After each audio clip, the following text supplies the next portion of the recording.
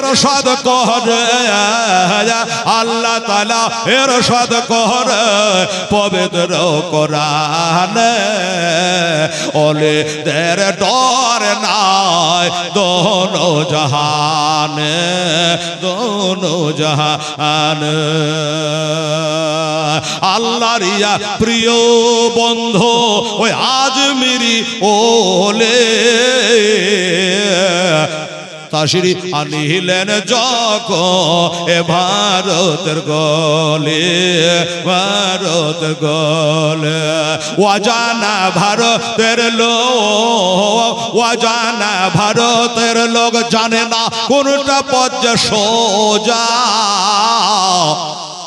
সোজা পথ দেখাইল আমার আজমের খাজা আজমের খাজা এই ভারতের মাঠে রওশন হলো ভারতের মাঠে রওশন হলো আমার খাজার আগমনে ওলে তের ডর নাই দোনো জাহানে দোনো জাহানে আমার আল্লাহ তাআলা ইরশাদ করে আল্লাহ তাআলা ইরশাদ করে পবিত্র কোরআনে ওলে তের ডর নাই দোনো জাহান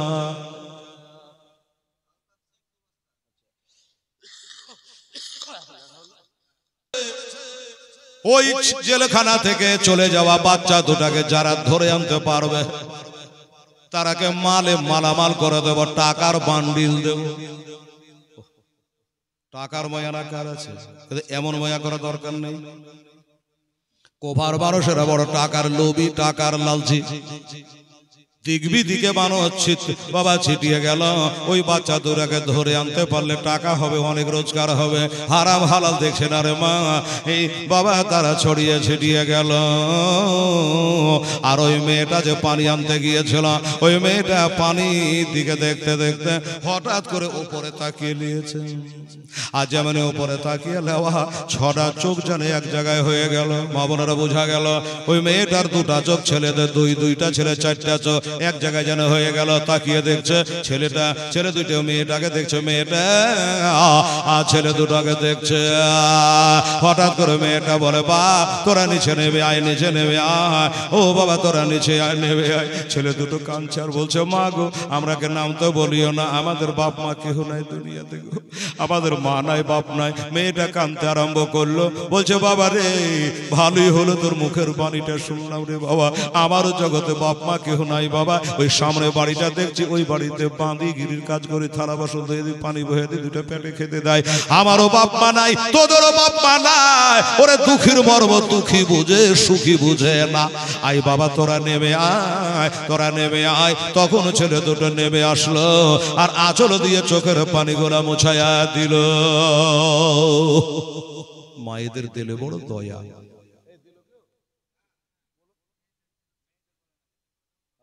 আল্লাহ আল্লাহ না ওর তিনটা করে অত্যন্ত ভালো আচ্ছা মা বোনেরা রে সুন্দর কাকে বলে মা চামড়া গরু হলে সুন্দর হয় কালো হলে মন্দ হয় না রে মা কালো ধলো আল্লাহ দেখবে না লম্বা বাঁটা আল্লাহ দেখবে না আচ্ছা ছবি দুইটা দিয়ে দিয়েছে তাহলে 30 বস্তা হলো 30 বস্তা হলো বাবা এ বাবু রাগ করবেন না আচ্ছা আপনাদের বাপ মা মারা গেলে 40 করেন না করেন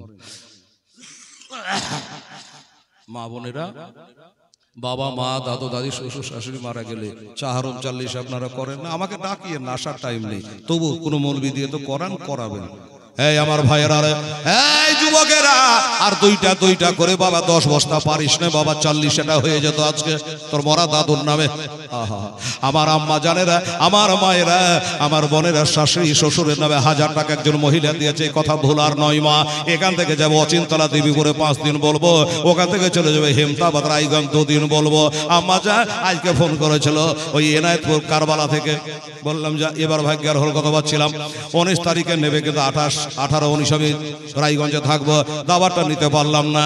আমার দোস্তরা বুজুর্গরা সব জালসাতে আমার আম্মা জানের জন্য দোয়া করব, আমার ভাইদের জন্য আল্লাহর কাছে আমি দোয়া করবো রে বাবা। আর 10টা বস্তা যদি পারেন বাপ মার জন্য 40 করেন কিনা বুঝা যেত। আমার ভাইয়েরা, ওই মেয়েটা বলল ওই বাড়িটাতে একটা মেয়ে থাকে, মেয়েটা খুবই সুন্দর। সুন্দর কাকে বলে বাবা গো? সুন্দর বলে তাকে তার গুণ আছে। মেয়েটা 5 ওয়াক্ত নামাজি পরহেজগার মেয়ে বাবা, নামাজ পড়ে, আল্লাহ বিল্লাহ করে, তাসবিহ তাহলিল করে, কোরআনে পাক পড়ে বাবা গো। ওই মেয়েটা কি? ওই মেয়েটা হলো মমিনা। কমিনা হতো না, মমিনা। ওই মেয়েটাকে, ওই মেয়েটা হলো হারেস পাপির বিবি। যে হারেস বাচ্চা দুটোর মাথা কাটার জন্য খুঁজে বেড়াচ্ছে, এতটি টাকা পাবো বলে। বাবারা, আমার মায়েরা, ওই বাড়ির বাঁধিটা ছেলেটাকে নিয়ে আসলো, ধুলে ধসে পড়ে গায়ে ভরে আছে, চোখ মুখ ফুলে আছে, খাওয়া নাই, দাওয়া নাই, আরাম নাই, বিশ্রাম নাই। বাড়ি পৌঁছালো, হারেসের বিবি মমিনা পরহেজগার মেয়ে। উনি বলছে, হ্যাঁ রে, তোকে পানি আনতে পাঠালাম, এত দেরি তো হলো। এ ধুলে ধাসর ভরা কার ছেলে তুলে নিয়ে চলে আসলি? বললে, ওগো মমিনা, এ ছেলে দুটো কার? এখনই তুমি পরিচয় যদি বলে দি, ধুলে দেখবে না, ধাসর দেখবে না, ফোলা দেখবে না, ফাটা দেখবে না, ময়লা দেখবে না। এখনই ছেলে দুটোকে তুমি কলজাতে লাগাবা। মমিনা ভাষা ঠিক করো। মমিনা বলল, তার মানে কি? বলল, এই ছেলে দুটো হলো আল্লাহুম্মা সাল্লি আলা মুহাম্মাদের ওয়ালা আলে মুহাম্মাদের কামা সাল্লাল্লাহু তাআলা ইব্রাহিম। নামাজে বলেন কি বলেন না? এই মমিনা, তুই এখনই নামাজ পড়লে আল্লাহুম্মা সাল্লি আলা মুহাম্মাদের ওয়ালা আলে মুহাম্মাদের বললি? বলে, হ্যাঁ বললাম। ওই ওয়ালা আলে মুহাম্মাদ হলো বাচ্চা দুটো। এই বাচ্চা দুটো হলো নবী বংশের সন্তান। এরা হলো মা ফাতেমার বাগানের ফুল, এরা হলো আলে রাসূল, এরা হলো আলে রাসূল। সুবহানাল্লাহ। ইমাম মুসলিমের 2 ছেলে, যেমনি বাবা বলেছে, বাস্তবিক মা ফাতেমাকে দুনয়নে দেখিনি, আমার দয়ার নবীকে দেখি নাই। ওই ঘরে 2টো ছেলে পেয়েছে, টান মেরে বুকখানে নিয়ে তার গা মোছায়া দিচ্ছে। আর ওই মমিনা এত খুশি হয়েছে, এত খুশি হয়েছে, ওই বাঁধিটা যে পানি আনতে গিয়ে নিয়ে আসলো, ওই বাঁধিকে বললো, যা যা, তো খাদ থেকে আমি মুক্ত করে দিলাম। তোর দিলে দয়া আছে, মায়া আছে, তোর দিলে প্রেম প্রীতি ভালোবাসা আছে। নবীর বংশ সন্তান আমার বাড়ি এনে দিয়েছি, যার কারণে আমি তোকে বিনা পয়সায় মুক্ত করে দিলাম, আজাদ করে দিলাম। আর একটা কথা শুনে রাখেন বাবারা, আমার মায়েরা, এটা যদি হারেস পাপের বিবির ফায়সালা হয়, আমার আল্লাহর ফায়সালা এখনো বাকি। আল্লাহ বলবে, যা, তুই যখন আমার নবীর ঘরের সন্তানকে বুকে নিয়েছিস, তুই জান্নাতে চলে যা। এটা যুক্তি। বাবা গো, মমিনা কি করলো? হারেসের বিবি 2 ডোল পানি আনলো, ভালো করে ছেলে দুটোকে ধোয়া লাহা করলো, গোসল বানাইলো। গোসল বানায়া বড় ছেলেটাকে নিচে, ছোট ছেলেটাকে আয়না চিরুনিটা নিয়েছে, সুরমাদানিটা নিয়েছে। 6 বছরের ছেলেটাকে কোলের উপর বসায়া, মাথাটাকে কায়দ করে বাম হাতের উপরে কায়দ করে লিয়া, ওই সুরমাদানি থেকে সুরমা লিয়া বিসমিল্লাহ বলে চোখে সুরমা দিচ্ছে। আমার মায়ের যেমন বাচ্চাদের কাজল দেয়, সুরমা দেয়, ওই রকম করে সুরমা দিচ্ছে। আর যেমন সুরমা দিতে আরম্ভ করা, ওই যে বড় ছেলেটা, 8 বছরের ছেলেটা বসেছিল, তাকিয়ে দেখতে দেখতে মা বলে অজ্ঞান হয়ে গেল, মা বলে অজ্ঞান হয়ে পড়ে গেল।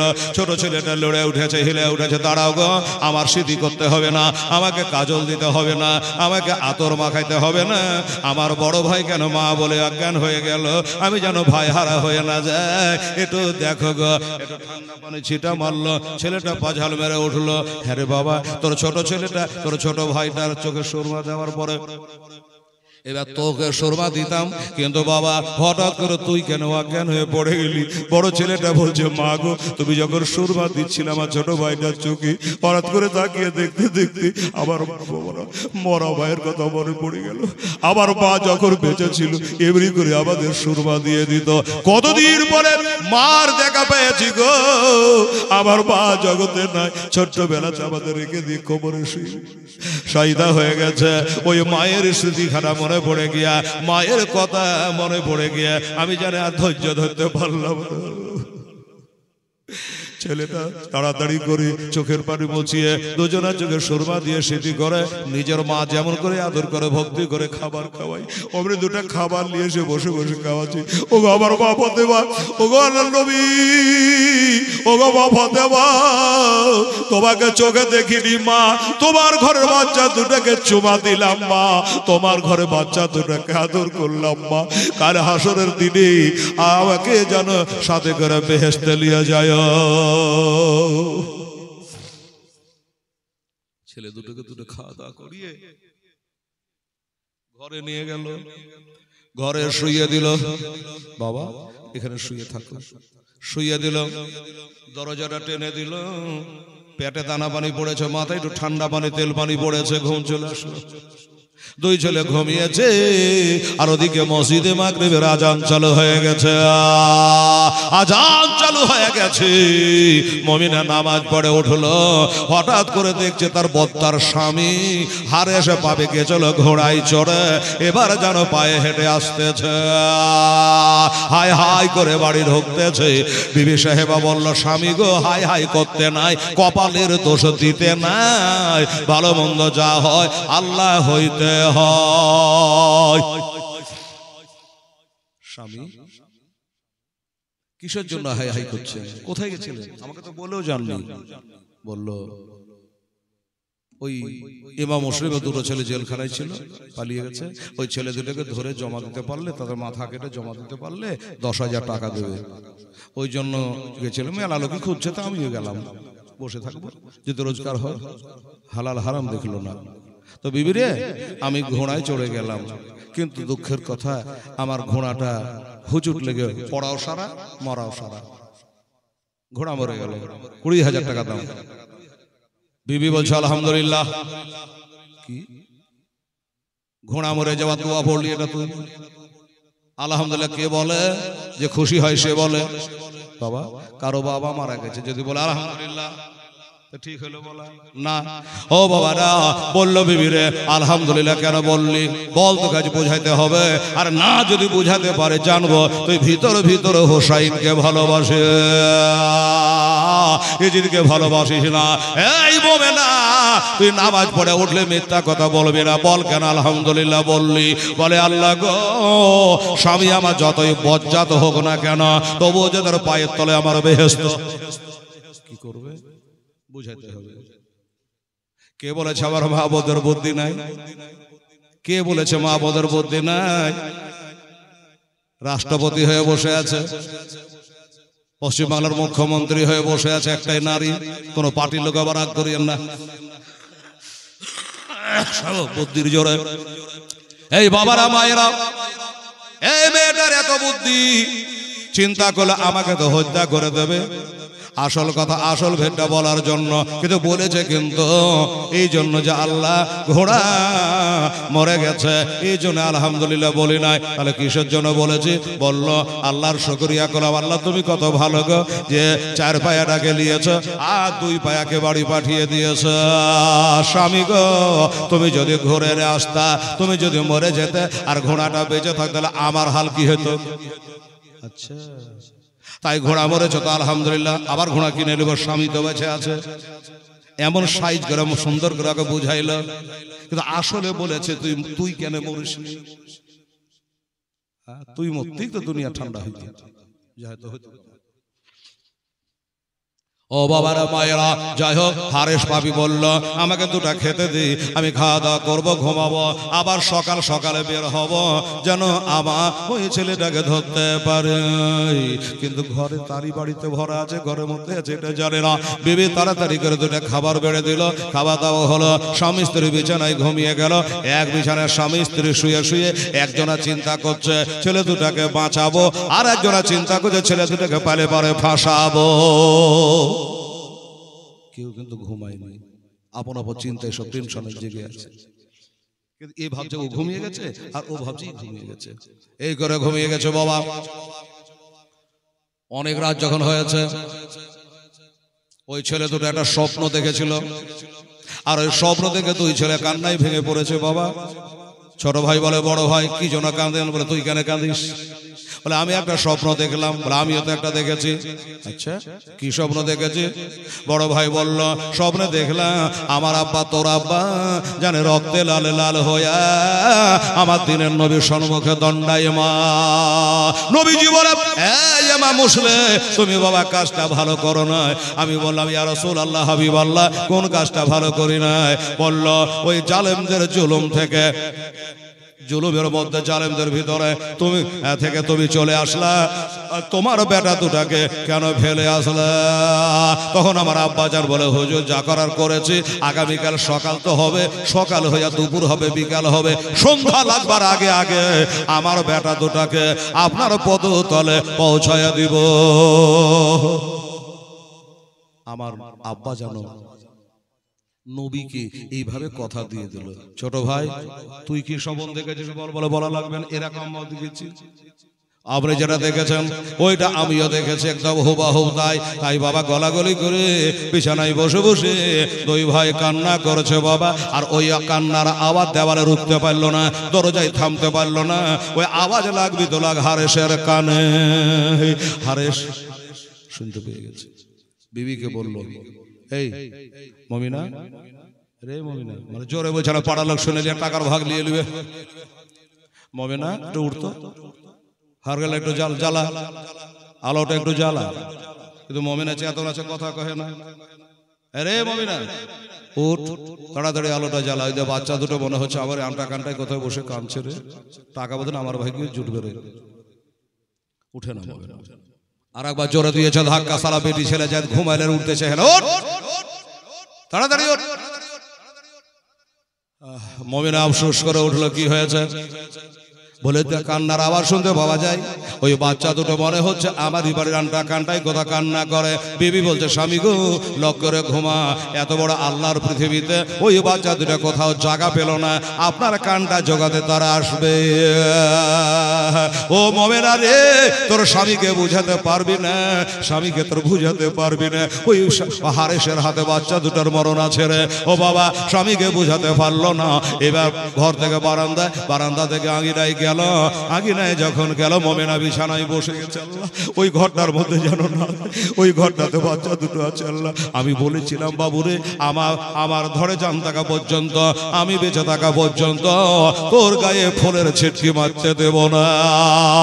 তাই বসে আছে বাবা, এদিক ওদিক করতে করতে হারেস পাপি গুনাহগার ওই ঘরে, যেই ঘরে বাচ্চা দুটো আছে ওই ঘরের কাছে গিয়ে কান লাগিয়েছে। বুঝে গেছে না না না বাহিরে নাই, এই ঘরের মধ্যে বাচ্চা দুটো রয়েছে। দরজা খুলে দিয়া ভিতরে প্রবেশ করলো, আর দুই ছেলের মাথার চুল গলা খাপ করে ধরে নিয়ে বাবা দাঁড়িয়ে দিল। ছেলে দুটো বলে ও দাদা গো, আমাদের স্বপ্ন বুঝি এক্ষুনি সত্য হয়ে গেল, আমাদের স্বপ্ন সত্য হয়ে গেল। ছেঁচড়াতে টানতে টানতে নিয়ে বারান্দা থেকে আঙিনায় ফেলে দিল। আঙিনায় ফেলে দিয়া এবার তালোয়ার বার করেছে মারার জন্য। ছেলে দুটো বলে চাচা এত বড় কাজ করবেন না, তালোয়ার মারবেন না, আমরা জীবনে কোনোদিন আপনাদের বিছানায় ঘুমাবো না, আর কোনোদিন আপনাদের দেশে আসবো না। আমরা ইমাম মুসলিমের দোনো ছেলে মা হারা বাবা হারা এতিম গো, এতিমকে ভালোবাসলে আল্লাহ তাকে ভালোবাসে গো। কিন্তু কে কথা কার কথা কে শুনে বাবা, কোনো মতে শুনলো না। উঠিয়ে যে তালোয়ার মারবে, গলা বলাতে বিবি সাহেবার সাথে সাথে একবারে এসে বাবা তলোয়ার ধরে নিয়েছে।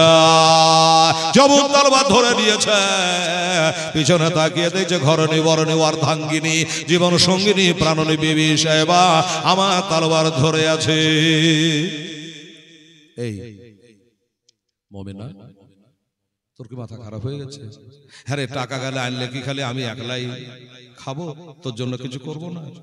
দরকার নেই টাকা, হারামি টাকার গহনা পরার। এত বড় কাজ করবেন না, আর হত্যা করবেন না।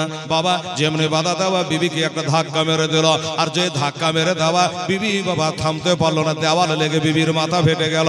বিবির মাথা ফেটে দর দর করে রক্তর ফোয়ারা চালু হয়ে গেল। ও বাবারে তলোয়ার তুলেছে, আবার বাধা দিল। আমার রক্ত থেকে ওই ছেলে দুটো চোখের পানি লুলু ওয়াল মারজান ভাবে আইগে আনা এ রব্বি কুমা তুকাজ্জেবান সুরা রহমান। এই আমার মায়েরা, এদের চোখের পানি লুলু মতি থেকে কোটি গুণে দাম বেশি। বাবা আবার বাধা দিয়েছে, বারবার করে যখন বাধা দেওয়া, এবার হারেস ভাবে চিন্তা করলো এইখানে কাজ হবে না, একে নিয়ে যেতে হবে ফোরাতের কোলে। হারেস যখন দুই লালকে পেল, তামাচা যে মারিল, অবশেষে ফোরাত কোলে শহীদ দেখো করিল, শহীদ দেখো করিল। তাই ধীরে ধীরে তারা নদের তীরে, ধীরে ধীরে নদের তীরে গাছের তলাতে লোকায় রে, কোফার মাঠে কান্দে রে। বাবা কথা বাড়াচ্ছি না, আমি তো ভেবেছিলাম যে আজকে 12টায় শেষ করবো। ঘড়িতে বলছে হেলালে 12টা বাজেনি, 12টা 40 হয়েছে। কি করবো রে বা, ঘটনা তো সব বলতে হবে। আর যদি তাড়াহুড়া করে যদি বলি তোর ক্যাসেট জুড়ে যাবে, বুঝা যাবে না। ও মা বোনেরা, শেষ পর্যন্ত বাবা ওইখান থেকে নিয়ে গেল। এবার নিয়ে গিয়ে ফোরাতের কোলে যখন নিয়ে যাচ্ছে, বাচ্চা দুটো ঘুরে ঘুরে তাকাচ্ছে। আহা, বাচ্চা দুটো ঘুরে ঘুরে তাকাচ্ছে। মা গো, আমার মায়ের একটু বেশি করে বুঝায়। আপনারা 5 জায়গায় হিরো হোন্ডা চালিয়ে শুনে চলে আসবেন, এরপরে হলে পারবে, ওরা যেতে পারবে না। আচ্ছা মা, অনেক মা বোনেরা ছাগল মুরগি পুষে নে বাবা, পুষে। ছেলের পরীক্ষা হয়েছে, রেজাল্ট হয়েছে, পাশ করেছে, আবার বইপত্র কিনা লাগবে। মা বলল ওই বাড়ির পোষা খাসিটাকে বিক্রি করে দিল। দালাল বলল, ওই কসাই বলল, কাছের দাগ মেরে দিয়ে বলল যে সোমবারে কালিয়াচকে হাট, শুক্রবারে কালিয়াচকে হাট, তোমারে 2টা দিন তোর বাড়িতে রাখ, তারপরে আমি নিয়ে চলে যাব। বাড়িওয়ালি বলল ঠিক আছে, টাকা মিটিয়ে দাও। টাকা মিটিয়ে দিল, কাছের দাগ মেরে দিল। ছাগলটা এখনো কিছু বুঝতে পারে না, আমার বদল টাকা নিয়েছে তা। এবার যখন শুক্রবারে হাট, বৃহস্পতিবারে চলে আসলো, বাড়িওয়ালিকে ডাকলো, দে মা ছাগল দিয়ে দেখালে হাটে তুলবো। ছাগল একবার বাড়িওয়ালির দিকে তাকায়, একবার এই লোকটার দিকে তাকায়। কিন্তু আমার মা বোনদের একটা অভ্যাস আছে, কি ছাগল দিবে, সবই দিবে, কিন্তু দড়ি দিবে না। আপনার দেশ দেয় কিনা জানি না, দড়ি দেয় না। কেন বলে, দড়ি দিলে কহিল খালি হয়ে যাবে। কোন হাদিসে পড়েছে আমার জানা নাই। তখন ব্যাপারে একটা দড়ি নিয়ে থাকে, ওই নতুন দড়ি তার গলাতে বেঁধে দেয়। এবার গলাতে বেঁধে দিয়ে টাকা মিটিয়ে দিয়েছে, যেহেতু ছাগলটাকে টানে, তখন ছাগলটা যেতে চায় না।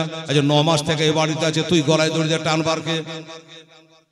ব্যাপারী বলছে, তোর মালিকা আমার কাছ থেকে টাকা পেমেন্ট নিয়ে নিয়েছে, তুই জানিস না, তাও যেতে চাহে না।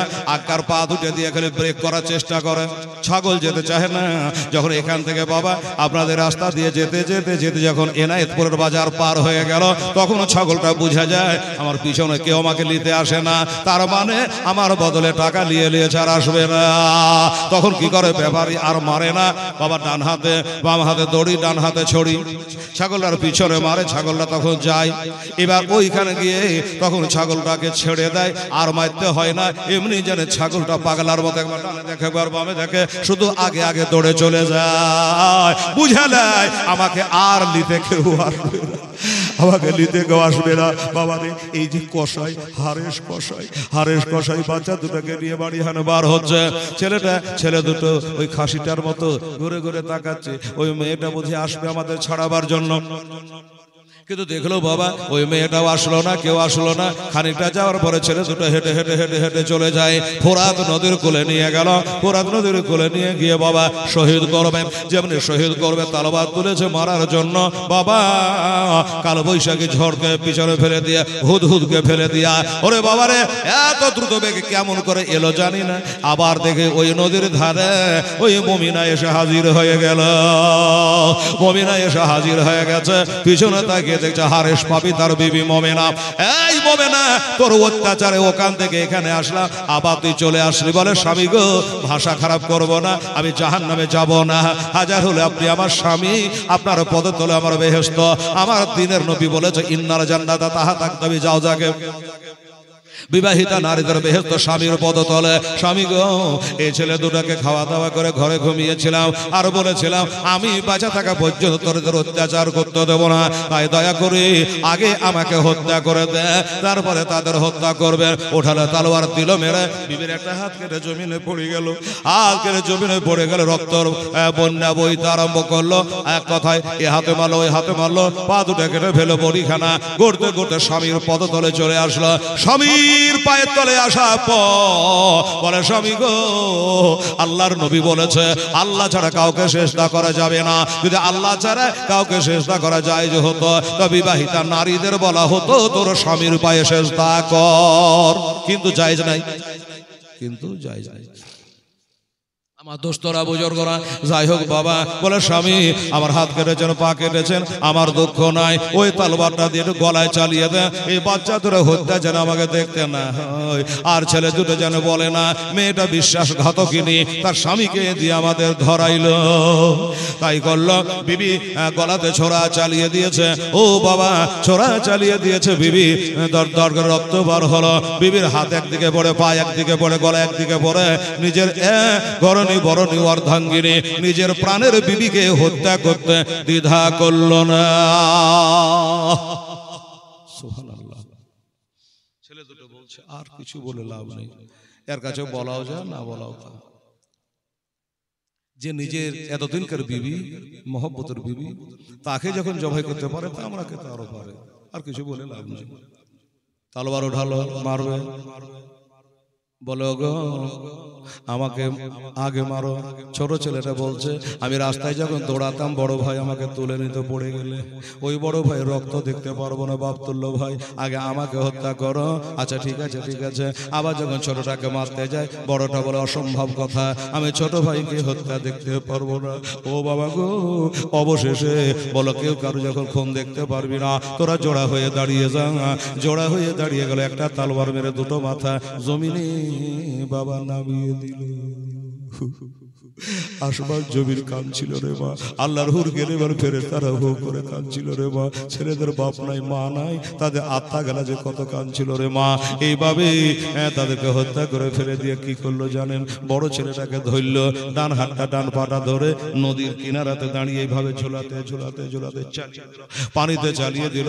পানির স্রোতে কত কি ভেসে ভেসে চলে যাচ্ছে, কিন্তু লাশটা কোনো মতে ভেসে যাচ্ছে না, লাশটা ভেসে যাচ্ছে না, বরং বলল আওয়াজ হচ্ছে ওরে হারেস যা করলি তা ভালোই করলি, আমার ছোট ভাইটাকে দিয়ে আমি বুকখানে করে নিই রে।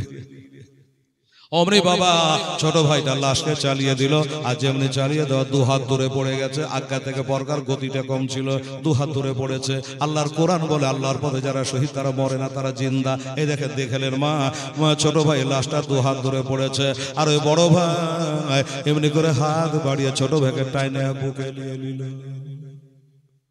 বোঝা গেল আল্লাহর কোরআনের সাথে ঘটনার মিল হলো। আল্লাহ বলছে মরে না, জিন্দা। ও বাবা এবার টেনে বুকে নিয়ে দুই ভাই বলছে চলো যাই, আমরা ভাসতে ভাসতে মদিনায় চলে যাবো গো দাদা, এই দেশে থাকবো না, জালেমদের দেশে থাকবো না। বড় ভাই বলছে না রে মদিনায় যাবো না, এই জন্য মদিনায় যাবো না। আমার নবী বলেছে যার বাপ নাই সে যদি চাচাকে সম্মান করে, বাপের বন্ধুকে সম্মান করে, বাপকে সম্মান করা হয়, এই জন্য যাবো না। চল ফোরাতের কোলে কিনারাতে লেগে থাকবো, আজ হোক কাল হোক ইমাম হোসেন রাদিয়াল্লাহু তাআলা তার বেটা আলী আসগারকে পানি পান করাতে ঘোড়ায় চড়ে আসবে, তখন এক চক্কর চাচাকে দেখে নিব, তাহলে বাপের নেকি হয়ে যাবে। তাই বলে দুটো লাশ পানির কিনারে লেগে থাকলো বাবা। আর ওই মাথা দুটাকে ধুয়ে নিয়ে তসের উপর একটা লাল রুমাল দিয়ে ঢেকে নিয়া হারেস চিন্তা করলো কোনটা রাস্তা দিয়ে যাব, এদিক দিয়ে গেলে দেরি হবে। ওই ফোরাত নদীর কিনারা দিয়ে একটা গুপ্ত রাস্তা ছিল, বদমাশে জানা ছিল, তাড়াতাড়ি যাওয়া যাবে। তাড়াতাড়ি করে গেল। ও বাবা, হারেসে গিয়ে ইবনে জিয়াদের কাছে পৌঁছালো। বলে হুজুর, আপনি না বলেছেন ওই ছেলে দুটোকে আনতে পারে, অনেক টাকা দেবে, তো টাকা দিয়ে টাকা দে। বলল ছেলে দুটো আন, তারপরে টাকা দিব। বলে হুজুর না এনে কি টাকা চাইছে? এনেছিস? বলে হ্যাঁ। ওই দেখা হাতটাকে নিচু করে রুমালের কোনাটা তুলে দিয়েছে। দেখছে দুটো মাথা যেন বাবা তসের ওপরে, আর মতির পাঞ্চড়ার সরু সরু মিহি মিহি দাঁতগুলা যেন মতির মতো ঝলক মারছে, চোখ দুটা যেন খোলা আছে, মিচকে মিচকে হাসতেছে। অমনি বাবা তাড়াতাড়ি করে ইবনে জিয়াদ বলাকে ঢেকে দে রে, ঢেকে দে, আমি আর সহিতে পারছি না রে, আর সহিতে পারি না, তাড়াতাড়ি করে ঢেকে দে, তাড়াতাড়ি করে ঢেকে দে। ঢেকে দেওয়া হলো। পাশে থেকে একজন বলে হুজুর, শুধু বাচ্চা দুটাকে হত্যা করে নাই, মানা করার জন্য তার বিবিকে পর্যন্ত হত্যা করেছে, তার বিবিকে পর্যন্ত হত্যা করেছে। এবার হারেস বলল আমার সময় নষ্ট করবেন না, তাড়াতাড়ি আমার ইনাম দিয়ে দেন, পুরস্কার দিয়ে দেন। বাবারা ইবনে জিয়াদ বলে হ্যাঁ হ্যাঁ, তোর পাওনা তোকে দিয়ে দেবো। রেখে আছি, ঘর থেকে তালোয়ার খানা নিয়ে আয়। আর এই তালোয়ারটা নিয়ে গিয়ে একে জবাই করে ফেলে, এটাই হলো তার পাওনা। হারেসের পিলহাই চমকেছে। হারেস বলল টাকা দেওয়ার কথা, টাকা না দিয়ে এমনি করে আমাকে জবাই করতে চাইছে, তার কারণটা কি? বলল তোকে আমি কাইটা তলি আসতে বলিনি, গোটা আনতে বলেছিলাম, তুই যে কেটে দিয়েছি, আলাদা করে দিয়েছে, এই জন্য তোর সাজা হলো এটা। হারেস বলে হুজুর আমার ভুল হয়ে গেছে, অজান্তে অন্যায় হয়ে গেছে, একটু মাফ করে দেন হুজুর। বলল নিশ্চয় তোর ভুল হয়েছে, মাফ দিয়ে দেবো, কিন্তু মাফ করার আগে একটা কাজ তোকে করতে হবে, পারবি? ওই কাজটা যদি করতে পারি তোকে ক্ষমা করে দেব। বলল কি কাজটা? বলে বলল কাজটা তেমন কিছুই না, এই মাথা দুটা নিয়ে যা, আর লাশ দুটা যেখান করে পড়ে আছে ওই লাশ দুটাতে মাথাটা ভিড়িয়ে দিয়ে জিন্দা করে ছেলে দুটাকে হাঁটিয়ে নিয়ে। বাবার এই কাজ তো পারবো না, এটা কাজ পারবো না। ওরা যখন পারবি না তোকেও তাহলে আমি ক্ষমা করতে পারবো না। যাই হোক বাবা, অবশেষে হারেস পাপিকে ধরে নিয়ে ইবনে জিয়াদ বলল হারেসকে নিয়ে যা, আর মাথা দুটা নিয়ে যা, লাশ দুটা যদি কোথাও পায় ওইখান করে মাথাটা ভেড়িয়ে দেয়, দুইটা কবর তৈরি করে ফোরাতর কোলে ওই বাচ্চা দুটার কবর দিয়ে দিস, যেন ইজিদ ঢুড়ে না পায়। তাই করলো, মাথা দুটো নিয়ে গেল। ইজিদ ওই লোকটা জিজ্ঞাসা করে হুজুর আচ্ছা তালোয়ার দিয়ে হারেসকে এক চোবে কেটে দিব না কি করবো? বলে না, বেচারা খুব খাটাখাটি করেছে, অনেক খেটেছে, এক চোবে কাটলে হবে না, প্রথমে তো তালোয়ারের লোক না দিয়ে চোখ দুটাকে আগে তুলে নিয়ে 10 মিনিট দাঁড়াবি, খানিকটা তোর পাইতে দিবি, তারপরে নাক কাটবি, কান কাটবি, এইভাবে তাকে হত্যা করে ফেল। তাই করেছিল বাবা। তাকে হত্যা করে দেওয়ার পরে দেখছে এখনো রক্ত গলা যেন থলথল করে, এখনো রক্ত থলথল করে। আর একটা কথা আমার মা বোনদেরকে ভাইদেরকে বোঝায়, সেটা হলো এই মাটিতে পানি ফেলে দিলে, পানি চুষেলে, সর্ষের তেল, পেট্রোল তেল, ডিজেল তেল, যে কোনো তেল যদি মাটিতে পড়ে যায় বাবারা মিনিটের মধ্যে শাঁ করে চুষে নিবে। কিন্তু বাবা আদম পাইগাম্বার বলেছিল মাটিরে তুই যা পাবি তাই খা, কিন্তু যেন রক্ত চুষবি না। হাবিল আর কাবিল, কাবিল কেটেছিল হাবিলকে, রক্তের আলে লাল বলেছিল এই মাঠে খবরদার যেন রক্ত পান করবি না। এই জন্য এখনো পর্যন্ত বাবা দেখবেন, এই তো কিছুদিন আগে কোরবানি হলো, কোরবানি মোড়লের লাচা হয়েছে, সর্দারের লাচা হয়েছে, কোরবানি হয়ে গেছে, তারপরে দেখা যায় রোদ্রের তাপে রক্তগলা চটা বেঁধে তলে ধুলা লেগে আছে, চটা বেঁধে উল্টে যাচ্ছে, তার মানে বোঝা গেল রক্ত চুষে না, রক্ত চুষে না। এবার যাই হোক বাবা, ওকে হত্যা করে দেওয়ার পরে ছেলে দুটো দেখছে পানির ধারে লেগে আছে, একবার দেখে নিয়ে বলল আছে তো থাক, আমি দুটো কবর তৈরি করে নি। বাবা দুইটা কবর তৈরি করলো, পানি থেকে ছাইকা তুললো, একটা একে অপরকে এমন করে মজবুত করে টাইট করে ধরে আছে। বাবা এত চেষ্টা করে, এত চেষ্টা করে ওই দুজনাকে দুইটা করা গেল না। আওয়াজ হলো ওরে আমরা যখন ওই গাছের ডালে ছিলাম তো দুজনে জোড়া হয়েছিলাম, পাহাড়ের ভিতরে ছিল তো জোড়া হয়েছিলাম, হারেসের কাছে আমরা ধরা দিয়েছি, জোড়া হয়ে জান দিয়েছে, অতএব আমরা কবরে জোড়া হয়ে থাকবো, আমাদের যেন আলাদা করবে না। তখন তাই করলো, একটা কবরে এমনিতেই বন্ধ করে দিয়া একটা কবরে দুই ছেলেকে বাবা নামিয়ে দিল, একটাই কবরে তারাকে ঘুমাইয়া দিল। ইন্না লিল্লাহি ওয়া ইন্না ইলাইহি রাজিউন। ভাইরা আমার বাবারা সামনের দুটো দিন একদিন বাড়াইতে বললো, উপায় আমার নাই, ডেট পড়ে আছে বাবু। এই ভাইরা এবার আজকে হলো বুধবার,